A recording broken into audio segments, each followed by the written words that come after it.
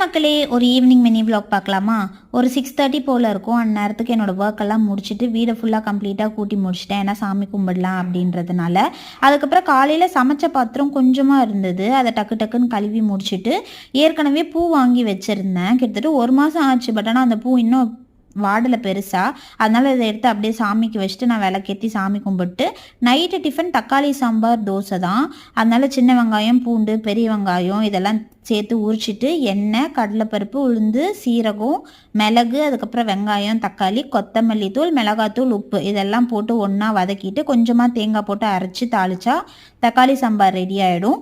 So ஃபர்ஸ்டே நான் எனக்கு தோசை சுட ஆரம்பிச்சிட்டேன். ஏன்னா ஹஸ்பண்ட் வரதுக்கு ரொம்ப லேட் ஆகும் அப்படிங்கிறதுனால. ஸோ ஃபஸ்ட்டு நான் சாப்பிட்டு முடிச்சதுக்கப்புறமா ஹஸ்பண்ட் வந்து ஒரு 9:30 9:45 போல் தான் அவங்க வந்தாங்களே. அவங்க வந்ததுக்கப்புறமா அவங்களுக்கும் தோசை சுட்டு கொடுத்துட்டு அவங்களுமே சாப்பிட்டதுக்கப்புறமா தூங்க போயாச்சு. Tata bye by.